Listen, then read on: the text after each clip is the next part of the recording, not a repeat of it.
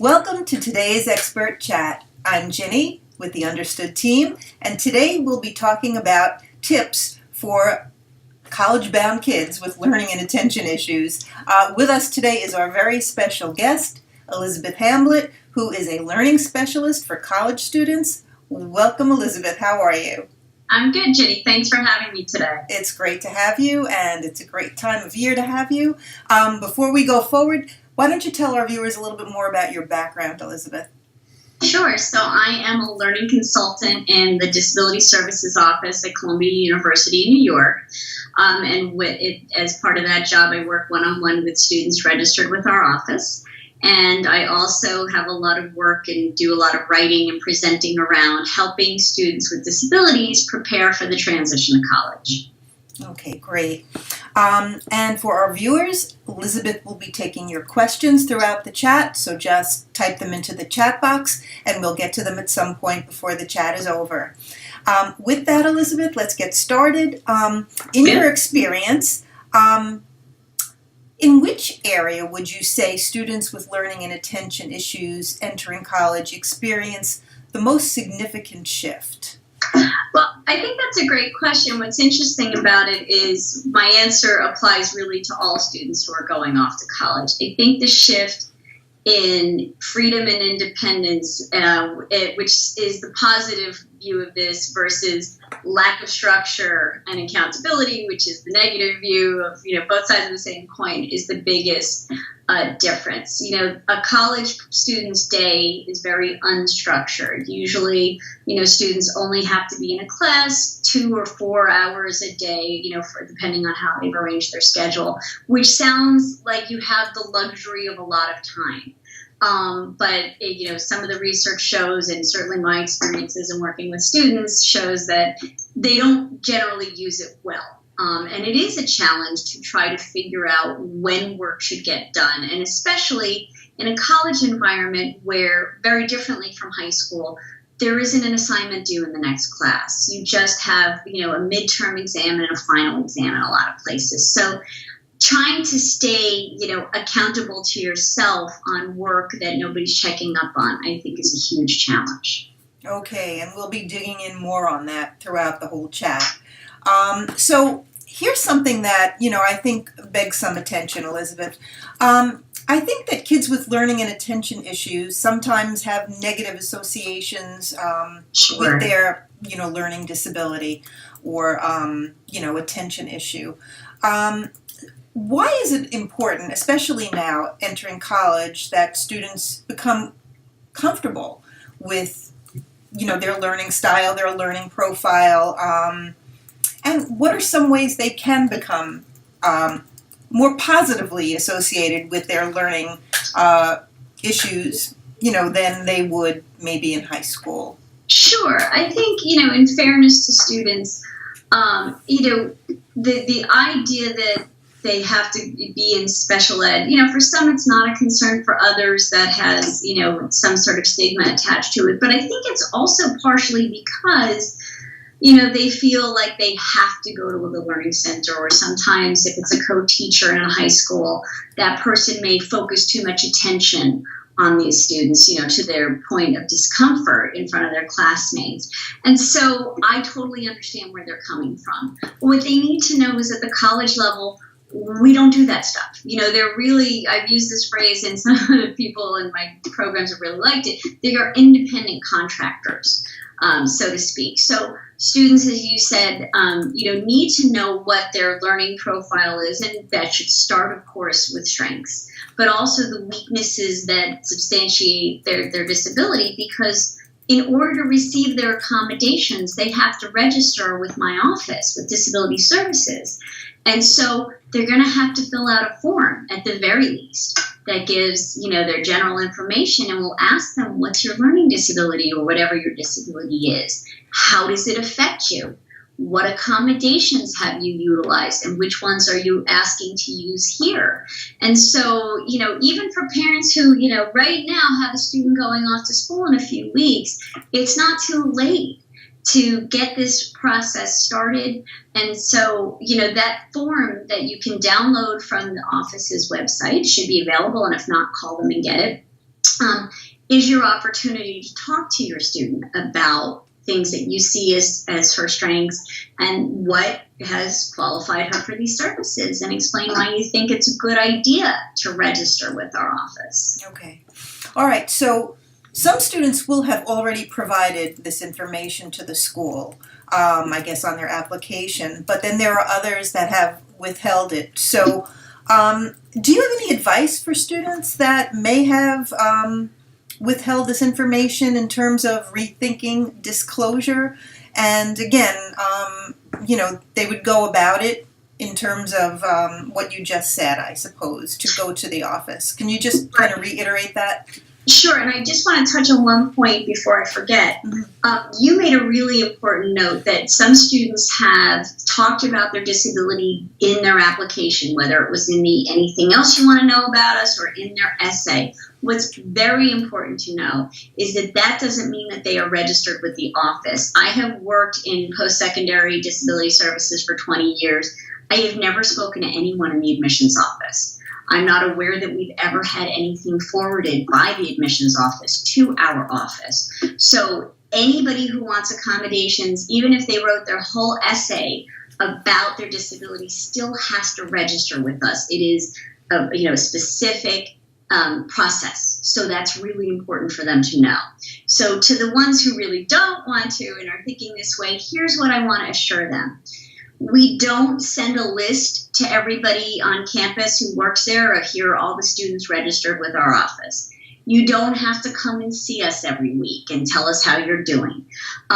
Your parents might not be happy about this, but we are not going to check in with your professors to see how you're doing. We are not in your classrooms. It's not a co-teaching environment like in high school where there's a chance that a co-teacher or an aide is going to come over and say, and how are you doing, Elizabeth? So the things, if they feel that stigma or that they just want to get away from, you can assure them that's not what they're going to have at college. But they're also not going to have extra time for their exams, permission to record their lectures, if they needed access to books in an alternative format, to be read by their text-to-speech software if they don't register. And so, again, it's an insurance policy. As parents, I think you should say to them, you may never even use it, but if the night before your first midterm exam, you change your mind and think you want to register, it's going to be too late for that exam. And so at least do it, and if you don't use it, we won't pull it away from you. It's a freebie. You just never contact us about your exams. But if you don't ask, you won't have it. Okay. Is it ever, so it is sometimes too late to ask? Could you ask mid-year if, you all of a sudden have a, yeah. Yeah, it's never too late. In other words, there's nothing in the law that says if you didn't register, and I've heard this too, and I'm so glad you brought this up. There are people out there who think if you didn't say something during your application that you have somehow given up your right to ask, and that's totally not true. These processes are totally separate. So I'm so glad you asked about that. No, and that's also a good point. You can wait until second semester senior year, and look, there are people who don't find out they have a disability until that point. But what I mean is for that exam the next day, that process is going to take a few days. So it doesn't mean you cannot register ever. It just means we're not going to be able to pull it together to accommodate you tomorrow morning, for your 10 o'clock exam. So that's a great question. I'm glad you asked. Oh, good. And thanks for clearing that up, Elizabeth. Good. So I think you know this. I know this, having a son in college. Why is having the support of others often the key to success for kids with learning and attention issues, Elizabeth? That's really important. And who are those key contacts?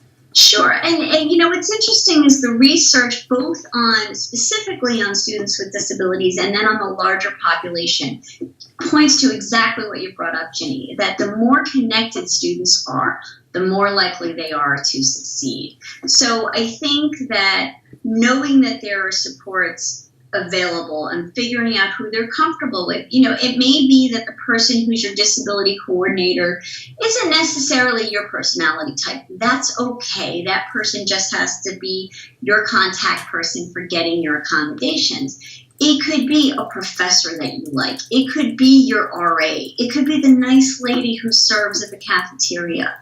A lot of schools now have these clubs, and if you go online, if you can't find it, ask disability services to help, if they can direct you to the website for all sorts of interests. So video gamers and people who play this was it zombies versus humans.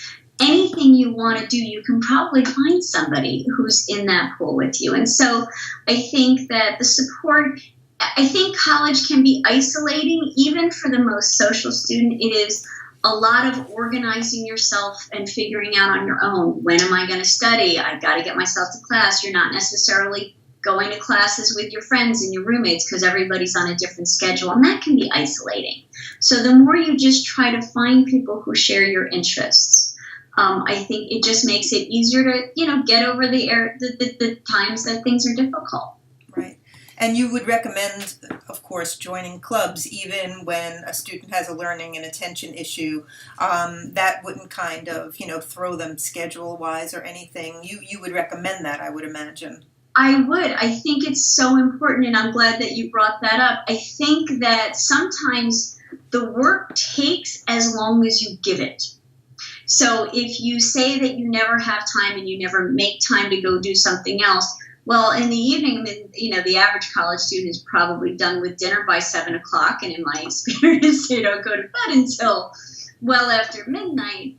That's 5 hours. That should be enough time to get things done. And for students with learning and attention disorders, obviously, things do take longer. But there are, because I've done this calculation with lots of students, 186 hours in a week. So there really is time to go to a 2-hour club meeting once a week. And so I think that with a little bit of help from somebody in setting up a schedule, and I think what's important to this is really getting into routine with getting work done so that you've allotted enough time to do the work that's due tomorrow, or the reading that you're supposed to be ready to discuss tomorrow, or frankly, my preference is in 2 or 3 days.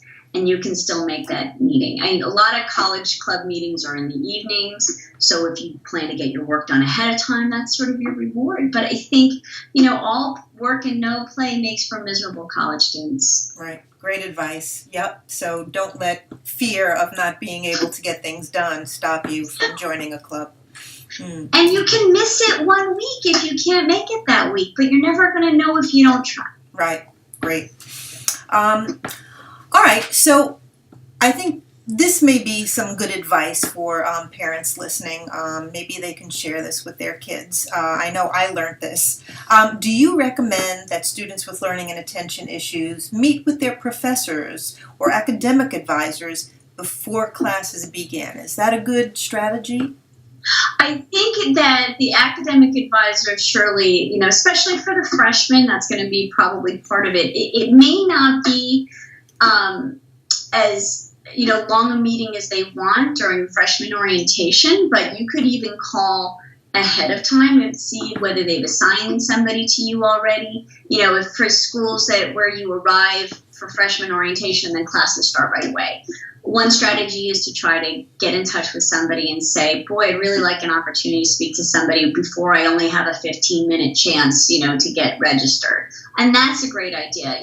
Do keep in mind academic advisors, unless they have some sort of personal interaction with learning disabilities and attention disorders, may not have any idea how to help you and where to guide you, but you never know what useful advice can come out of somebody. And as far as the professors, I don't know that there's much. I'm a little bit torn. I like, obviously, self-advocates. I always think that it's good to sort of go to at least the first class and get a sense of somebody before you try to sit down. And others may see this differently than I do, and I would, agree with anything. But from my perspective, you may think you're going to approach your professor and talk about your disability and your needs in a certain way. And sometimes after viewing somebody and getting to know him in a first class, you might change your approach a little bit. So it might not be a bad idea to just go to the first class and then go to office hours. And that I do recommend it. So I think we've probably discussed in other chats, the way that students communicate, or that it's communicated to professors in most cases, that you have accommodations, is a letter or sometimes an email, an LOA, we call it in my office, a letter of accommodation. And it says, Elizabeth is a student with a disability, for those, to go back to the stigma, who are worried about people knowing about their business. It's not a law, but I think it's pretty reliable that your school will not say what your disability is in that letter if that's something that concerns you, and what accommodations you've been approved for. And so with that, you go then to the professor, and I recommend doing that at office hours. So that's the perfect time after that first class to go to office hours. By the way, most teenagers have no idea what office hours are, that they exist. This is a concept to introduce before they go. When it's quiet, when there isn't a line of students also waiting to talk to the professor. You know, what kids don't know is often in the first week, the day of classes, people are trying to add the class to their schedule. They need a signature. There's all sorts of chaos. So go when it's quiet. Go to office hours. Have a real one-on-one. And that's the great time to give the letter. And when I was writing my book, all the students that I interviewed said that that was what they did. And that, you know, they found that that was an effective way to get to know somebody. Okay, and when you speak of office hours, so professors have a designated time where they meet with students. I guess an appointment is made through email? Would you know? I think it varies from school to school, and I'm guessing from professor to professor. I mean, they should have on their syllabus published, and, you know, in some places they each have their own page on the website that says what their office hours are. If students don't see that information readily available, they should ask. And that can be done. That could be done at the end of a class or by email. You know, generally it's a set of hours. You know, students need to understand that professors aren't on campus, most of them, every day. So it's going to have to be a little bit of the professor's convenience. Now, when students do legitimately have a class during, you know, any time that their professor has office hours, or they're working, or they have rehearsal or practice, and what this all translates to is, frankly, a legitimate reason not to get to office hours, then I think it's appropriate to email and say, here's what conflicts with your office hours. Could we do this another way? I would not recommend, and, you know, I'm sure that there are students who do this all the time, saying, gee, your office hours in the morning, I don't really crawl out of bed until noon. Can we find another time? So, you know, making sure you have a reason why. Right. Okay. And speaking of professors and accommodations, do professors keep track of their students' accommodations? That is such a great question.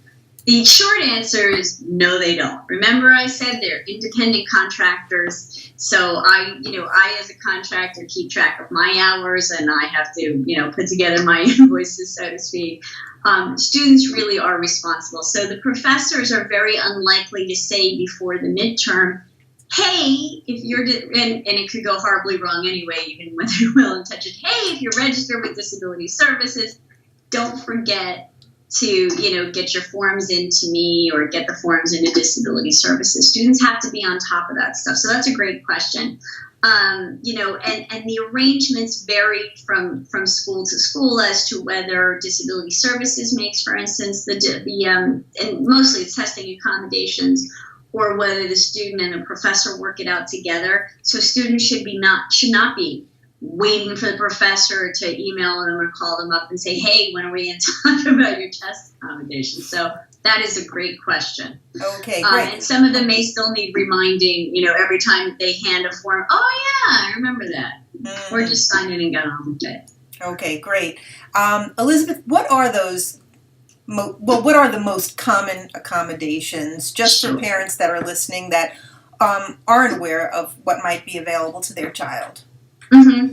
So, I mean, and the one that in every place that I've worked on now in my third university, extended test time is the most commonly requested, and I would say the most commonly granted. There is a study that looked at this. And extended test time generally is what we call time and a half. So your 2-hour exam, you'll now have 3 hours to take. You know, some students do get double time, and I just looked at a study that said many of them don't use even the time and a half, which is interesting.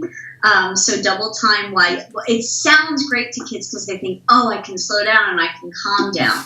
But that means you have 4 hours now to take a 2-hour exam, and not everybody needs that or frankly wants it. So that's common. For students with attention issues or sometimes for anxiety issues, they can take a test in what we call in my office a smaller proctored environment. So always in a room with a proctor, but maybe instead of the 100 kids in your Introduction to International Relations class, it's 10 students and the proctor. Things like permission to record classes so that you can catch up on what you need. And we now have, and I'm sure Jamie Martin has done wonderful things for us on smart pens that record the classes and really, make the note taking and catching up on missed notes easier. So those kinds of things are very common. Okay. And as you mentioned, for students with ADHD, we know that, staying organized and focused, I'm sure, is more challenging. I'm sure lots of parents are worried about that aspect. Sure. So what tips do you have? And also, speaking of of Jamie Martin, how has technology made things easier, or do you think technology has had an impact on the kids that you've worked with, Elizabeth? Well, I think for time management, technology has really been wonderful. Electronic calendars that you can access anytime where you can set reminders. And I encourage my students to even put reminders, especially when they're first starting to use a study schedule. That at 2 o'clock, you get a pop-up reminder that says, go to the library and do your bio homework now. So I think, what's so difficult about college is mom and dad aren't there and teachers aren't collecting that homework most of the time. Or, again, it's that lack of accountability until the big high stakes test. So that creates this outside voice saying, you said you were going to go do this. And so most of us we only get up because that alarm goes off in the morning. So it's just, taking that and making it available. So to your question about organization, it's still not too late to start now, even with the last few weeks left. I think, what time management and organization are just so closely interlinked. And I think,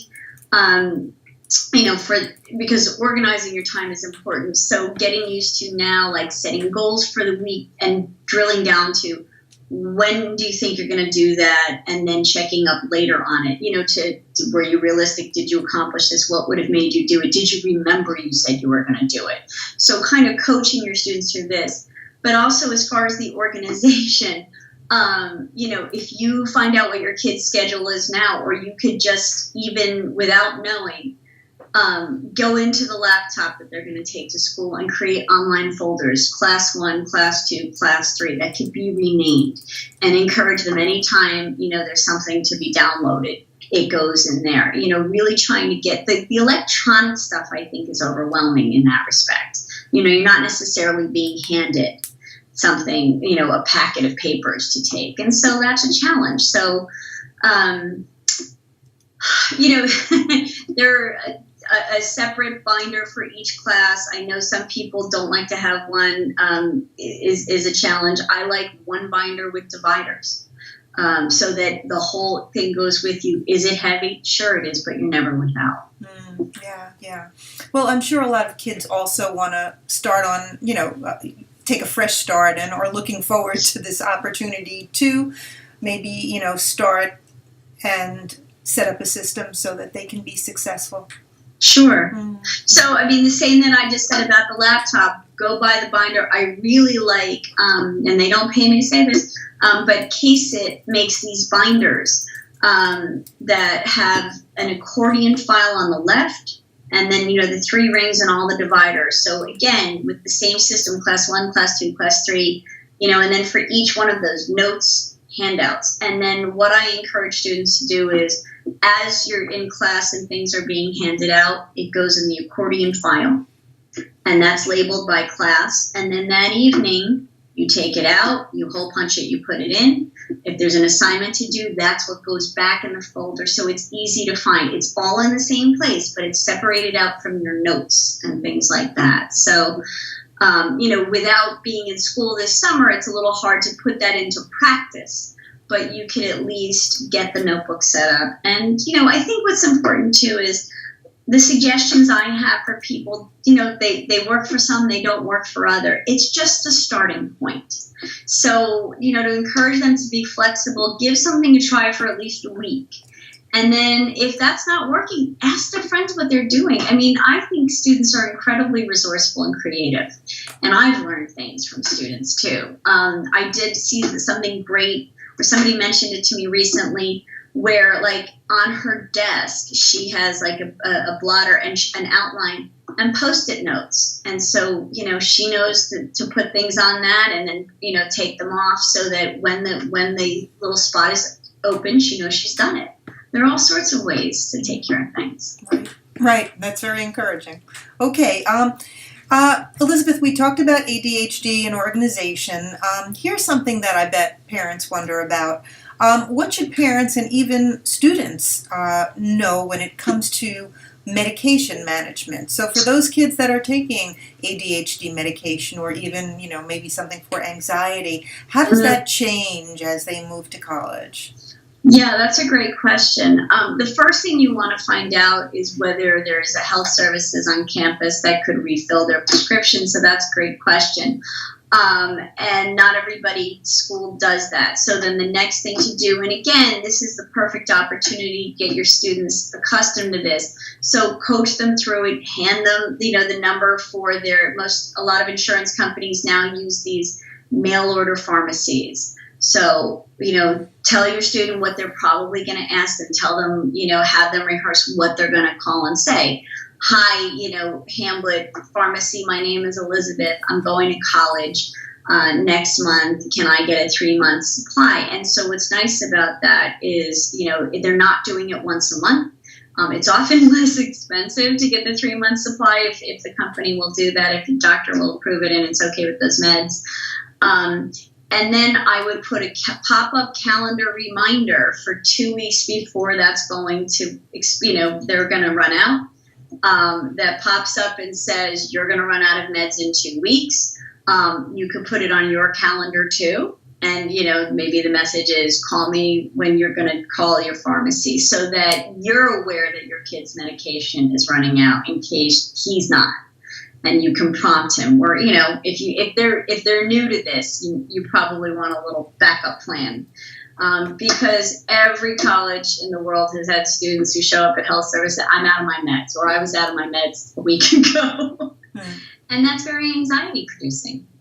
Right. Okay, good. I'm glad we got that out there. I think it's a common concern. All right, we have time for one more question, Elizabeth. Okay. And,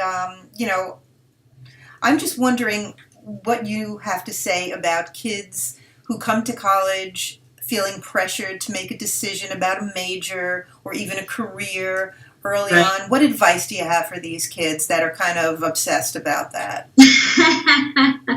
The first is I understand why they feel that way. I think given the cost of college, there's that, sort of general pressure that they feel, in the atmosphere to make the money that they spend at college worth something.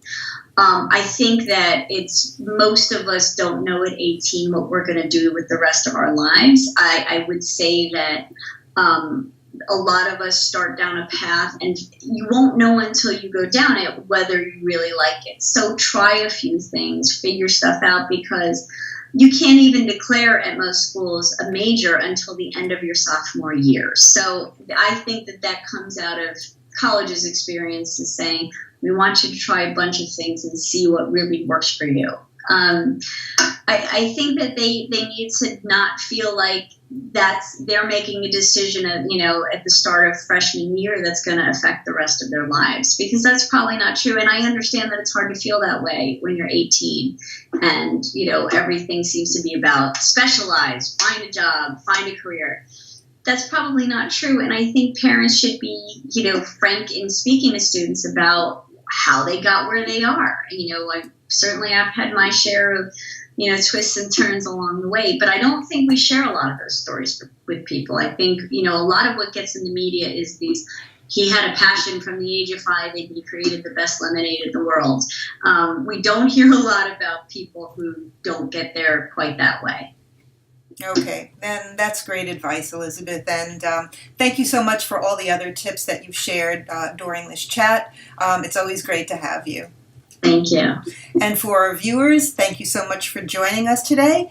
If you've missed any portion of this chat or you'd like to watch it again, we archive all of our chats at u.org/calendar. Thanks again for joining, and have a great rest of the day.